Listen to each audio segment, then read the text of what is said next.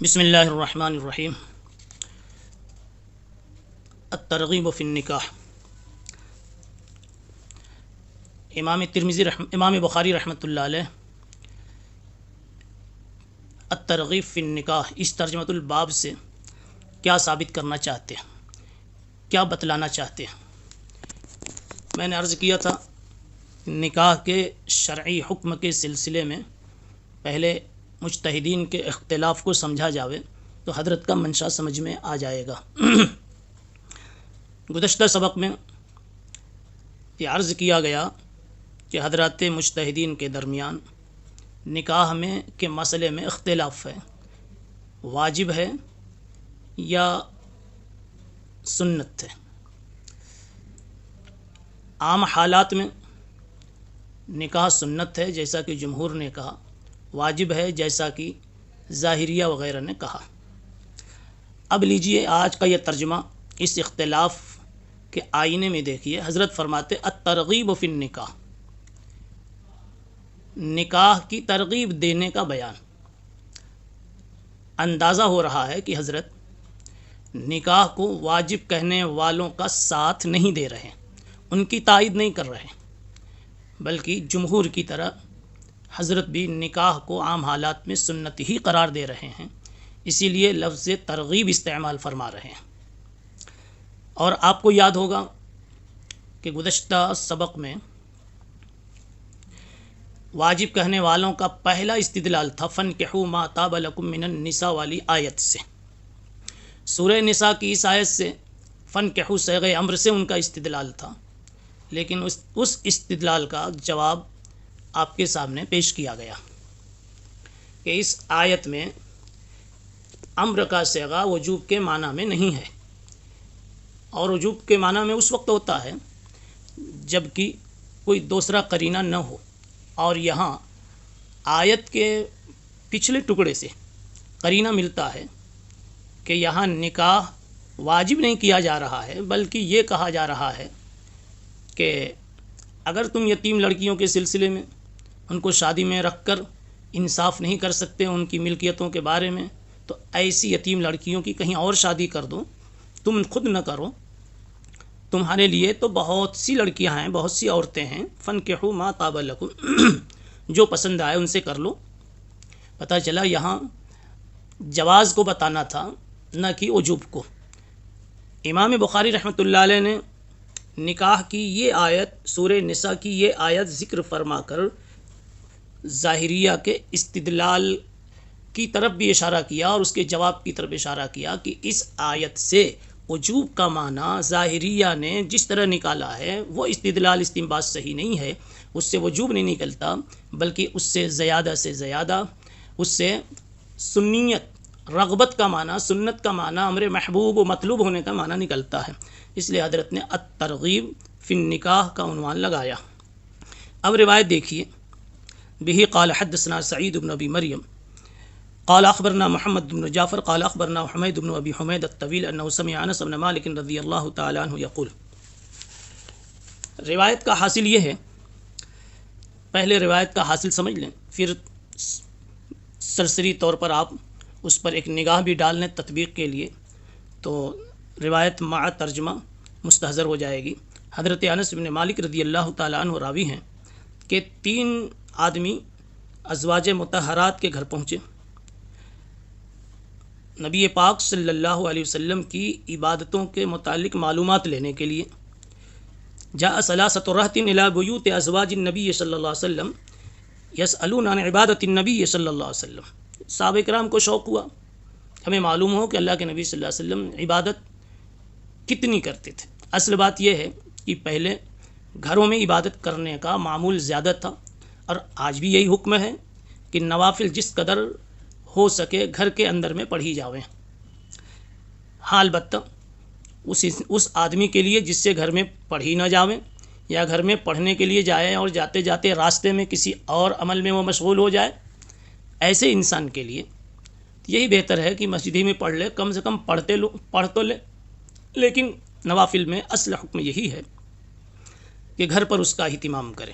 اب جب گھر پر نفلیں پڑھی جاتی تھیں تو صحابہ کرام کو پتہ نہیں تھا کہ گھر پر آپ صلی اللہ علیہ وسلم کتنی اللہ کی عبادتیں کرتے ہیں، کتنی نفلیں پڑھتے ہیں، اس لیے سوال کی ضرورت محسوس ہوئی. یسألون عن عبادت النبی صلی اللہ علیہ وسلم فلما اخبروا کأنہم تقالوها. یہ 3 آدمی تشریف لے آئے. ان تینوں نے آ کر کے ازواج مطہرات سے سوال کیا.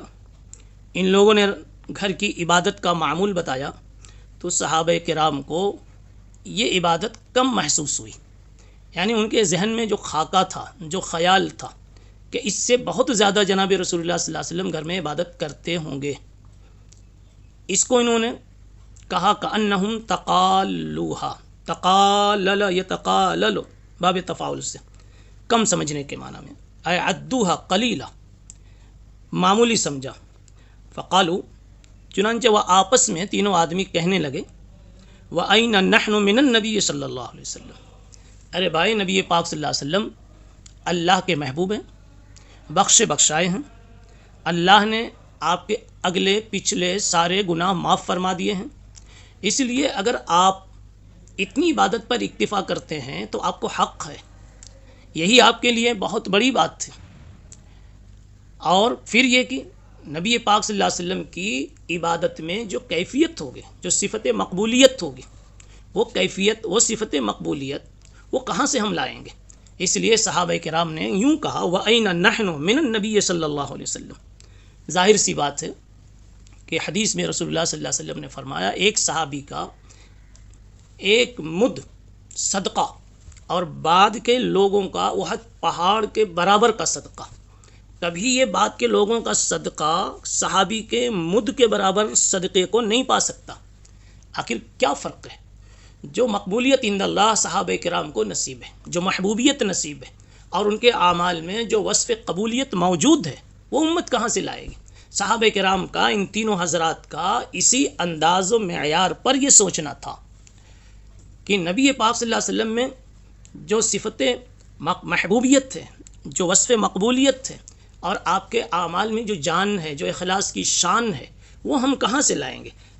اس لیے ہم اتنے سے عمل کو سوچ کر اتنے ہی پر ہم اکتفا کریں، یہ غلط ہے. ہمیں تو اس سے زیادہ کرنا چاہیے. اس کے لیے انہوں نے کہا وَأَيْنَ نَحْنُ مِنَ النَّبِيِّ صلی اللہ علیہ وسلم قَدْ غَفَرَ اللَّهُ لَهُ مَا تَقَدَّمَ مِن ذَنبِهِ وَمَا تَأَخَّرَ.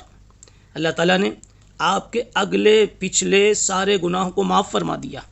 ہاں، ہماری تو کوئی گارنٹی نہیں. صحابہ کرام وہ تینوں کہنے لگے ہماری مغفرت کی تو کوئی گارنٹی نہیں، اور نبی پاک صلی اللہ تعالیٰ علیہ وسلم کی مغفرت کا تو قرآن مجید میں اعلان ہو چکا ہے. قال احدہم، اس لیے ان تینوں حضرات نے اپنا اپنا ایک پلان بنایا اور وہیں اس کا اظہار فرمایا. ایک صحابی کہنے لگے ان میں سے اما انا فانی اصلی اللیل ابدا، میں تو پوری رات نماز پڑھوں گا، یعنی میں پڑھتا ہی رہوں گا. اصلی اللیل ابدا، بعض جگہوں پر ہے فلا ارقد، میں نماز پڑھوں گا، رات میں سونا پسند نہیں کروں گا. اور دوسرے صحابی نے کہا انا اصوم الدہر ولا افطر، میں ہمیشہ پورے سال روزہ رکھوں گا، کبھی بھی دن میں کھانا نہیں کھاؤں گا. اور تیسرے نے کہا انا اعتزل النساء فلا اتزوج ابدا، میں شادی کے رشتے کے بکھیڑے سے، ازدواجی رشتے کے جھنجھٹوں سے اور ان کی مشغولیتوں سے اپنے کو دور رکھوں گا، کبھی بھی شادی نہیں کروں گا، عورتوں کے قریب نہیں جاؤں گا. اتنے میں جناب محمد رسول اللہ صلی اللہ علیہ وسلم تشریف لے آئے اور اور فرمایا انتم الذین قلتم کذا و کذا. اللہ کے نبی نے آتے پوچھا کیسے آنا ہوا، اور پھر جواب ملا کہ ان حضرات نے آپ کی عبادت کے متعلق، آپ کے معمولات کے متعلق سوال کیا، ان کو یہ جواب دیا گیا، تو اس پر انہوں نے یہ تبصرہ اور تجزیہ کیا. تو فرمایا انتم الذین قلتم کذا و کذا، تم نے ایسی ایسی بات کہی ہے. اب اس کے بعد فرمایا سنو اما واللہ انی لاخشاکم للہ واتقاکم لہ، میں اللہ کی قسم تم میں سب سے زیادہ اللہ سے ڈرنے والا اور اللہ کی نگاہ میں، بارگاہ میں سب سے زیادہ تقوی والا بچ بچ کر احتیاط سے جینے والا ہوں۔ بعض روایتوں میں واللہ انی لاخشاکم للہ وعالمکم باللہ کے الفاظ وارد ہیں۔ میں تم میں سب سے زیادہ اللہ سے ڈرنے والا ہوں، اور اللہ کو اور اللہ کے مزاج کو اور اللہ کے منشا کو سمجھنے والا ہوں، اللہ کی سب سے زیادہ معرفت رکھنے والا ہوں۔ اس لیے میں تمہارے خلاف، تم سے ہٹ کر میرا نظام عمل یہ ہوگا کہ لاکنی اصوم و افطر، میں تو کبھی روزہ بھی رکھوں گا اور کبھی دن میں افطار بھی کروں گا، کھانا بھی کھاؤں گا، وہ اصلی و ارقد، اور میں رات میں سوؤں گا بھی اور رات میں نفلیں بھی پڑھوں گا، وہ اتزوج النساء، اور میں عورتوں سے شادی بھی کروں گا، فمن رغب عن سنتی فلیس منی، جو میری سنت سے بے رغبتی برتے وہ ہماری جماعت سے نہیں ہے۔ یہ اس حدیث کا خلاصہ آپ کے سامنے آیا۔ اس میں ایک بات قابل توجہ ہے، یعنی قابل تشریح ہے۔ 3 آدمی یہ جو آئے تھے، یہ کون لوگ تھے؟ اللہ بھلا کرے اور رحم کی بارش کرے محدثین پر، رسول اللہ صلی اللہ علیہ وسلم کے ساتھ عشق کا حق ادا کر دیا۔ اللہ کے نبی نے یہ بات کہی تو کس کے سامنے کہی؟ کون سن رہا تھا؟ یہاں پر بھی بالکل اسی طرح سے وہ 3 آئے تو کون لوگ تھے؟ ناموں کی تعین میں شارحین میں تھوڑا سا اختلاف۔ ایک قول کے مطابق حضرت علی، عمرو بن العاص، عثمان ابن مظعون، یہ 3 آدمی یہ لوگ تھے۔ اور دوسرا قول یہ ہے کہ عمرو بن العاص کے بجائے عبداللہ ابن رواحہ تھے یا مقداد ابن الاسود تھے۔ بہرحال یہ 3 حضرات جو بھی ہوں، 3 حضرات تشریف لے آوے، لیکن حضرت عثمان ابن مظعون رضی اللہ تعالی عنہ کا جو نام ہے اس کے ساتھ حضرت عمرو بن العاص نہیں بلکہ عبداللہ ابن عمرو بن العاص ہیں۔ اس قول میں اور اس ترتیب میں ایک شبہ ہوتا ہے۔ اگر مانا جائے کہ حضرت عثمان ابن مظعون، عبداللہ ابن عمرو بن العاص اور علی ابن ابی طالب، تو شبہ یہ ہوتا ہے کہ حضرت عثمان ابن مظعون رضی اللہ تعالی عنہ سن 2 ہجری میں دنیا سے چلے جاتے ہیں۔ مدینہ منورہ میں مسلمانوں میں سب سے پہلے انتقال حضرت عثمان ابن مظعون کا ہوا۔ چنانچہ حافظ ابن حجر نے الاصابہ فی تمہید الصحابہ میں لکھا فہو اول من مات بالمدینۃ و اول من دفن بالبقیع، کہ سب سے پہلے مدینہ منورہ پہنچ کر جن کا انتقال ہوا، مدینہ منورہ میں جن کا انتقال ہوا اور جنت البقیع میں جو دفن ہوئے، وہ حضرت عثمان ابن مظعون رضی اللہ تعالیٰ عنہ۔ اور عبداللہ ابن عمرو ابن العاص رضی اللہ عنہ کے بارے میں آتا ہے کہ ان کی وفات کے بعد یہ مدینہ منورہ ہجرت کر کے پہنچ رہے ہیں۔ لہذا یہ بات مشکل لگتی ہے کہ آج کے قضیے میں جو سوال کرنے کے لیے پہنچ رہے ہیں تینوں حضرات، دونوں کا اجتماع ہوا ہو۔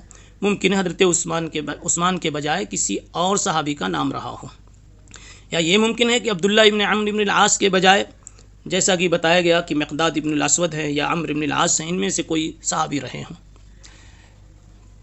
ایک اور ٹکڑا آپ نے فرمایا، وہ بھی قابل تشریح ہے۔ فرمایا میں تم میں سب سے زیادہ اللہ کے منشا اور مزاج کو جاننے والا اور سب سے زیادہ میں اللہ سے ڈرنے والا ہوں۔